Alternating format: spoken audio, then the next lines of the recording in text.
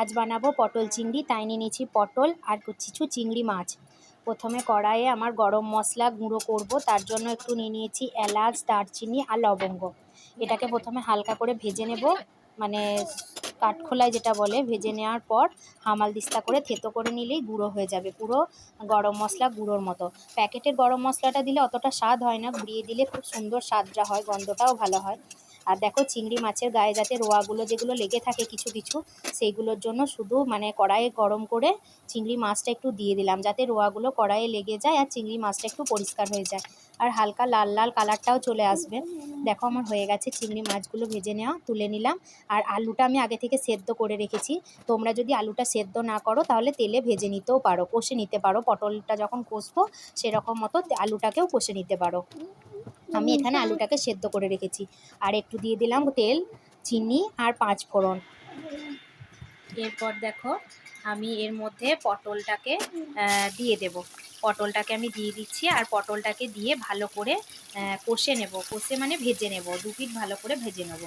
1 পিঠ আমি ভাজতে দিয়ে দিলাম। এরপর আমি ঢাকনা দিয়ে দেবো, যাতে আর 1 পিঠ ভাজা হয়ে যায়। দেখো, আমার 1 পিঠ ভাজা হয়ে গেছে। আমি আর 1 পিঠের ভাজার জন্য পটলগুলোকে একবার উল্টে দিলাম। আর আমি তরকারিতে কোনো ঝাল দিই না, কারণ আমার মেয়ে খায়, তো সেই রান্নাটাই তোমাদেরকে যেটা দেখায়, আর তার জন্য আমি ঝাল দিই না। তোমরা যদি মনে করো যে তরকারিতে ঝাল দেবো, তাহলে একটু লঙ্কার গুঁড়ো বা কাঁচা লঙ্কা বাটা এগুলো দিতে পারো। দেখো, পটলটা আমার 1 পিঠ ভাজা হয়ে গেছে। আমি আর 1 পিঠ উল্টে দিচ্ছি, যাতে ভালো করে পটলটা ভাজা হয়ে যায়। পটলটা একটু ভালো করে, যে কোনো পটলের তরকারি হোক যাই হোক, পটলটা একটু ভালো করে না ভাজলে জলটা দেওয়ার সময় পটলটা একটু কাঁচা কাঁচা থাকলে খেতে অতটা ভালো লাগে না। দেখো, আমার পটলটা ভালো করে ভাজা হয়ে গেছে। এবার আমি তুলে নেবো পটলগুলো।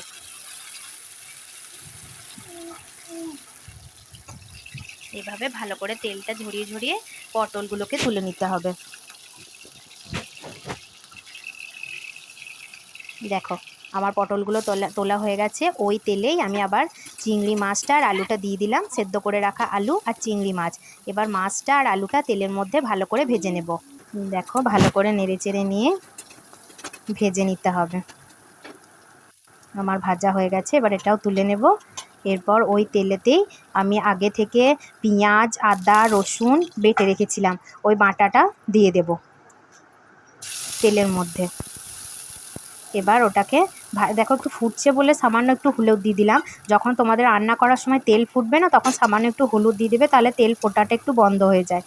আমি পেঁয়াজ, রসুন, আদার পেস্টটা একটু ভালো করে ভেজে নিচ্ছি। এরপর একটু টমেটো আমি বেটে রেখেছিলাম, বা ঘষে নিয়েছি আমি, তোমরা বেটে নিতেও পারো।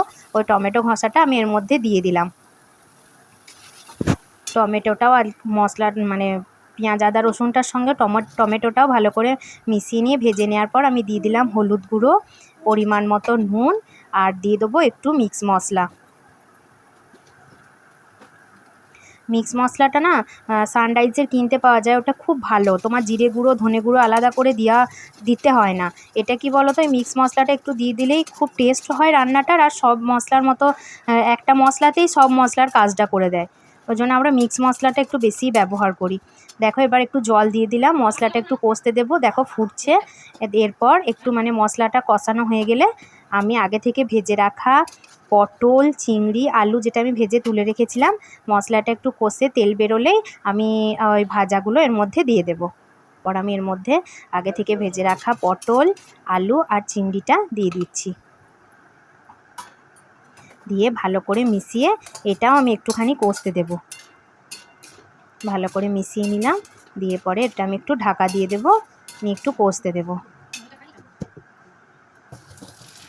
দেখো, আমার কষা হয়ে গেছে, ভালোভাবে কষানো হয়ে গেছে, মশলাটা পুরো গায়ে লেগে গেছে। এরপর আমি একটু জল দিয়ে দিলাম।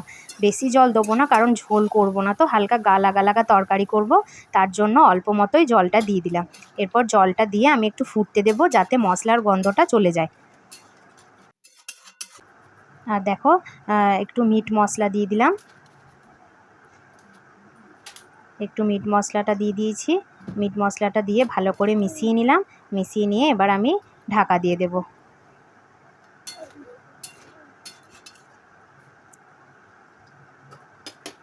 দেখো, ঝোলটা আমার ফুটছে।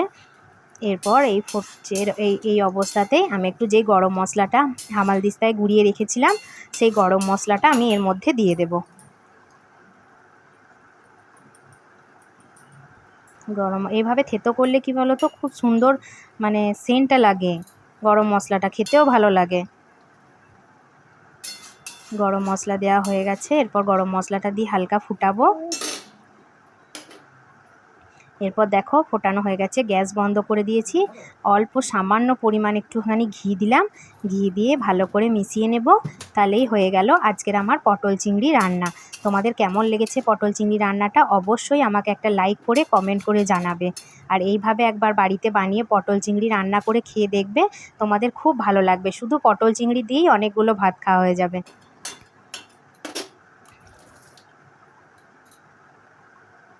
তাহলে দেখো আমার তৈরি হয়ে গেল আজকে রান্না পটল চিংড়ি। কেমন লাগলো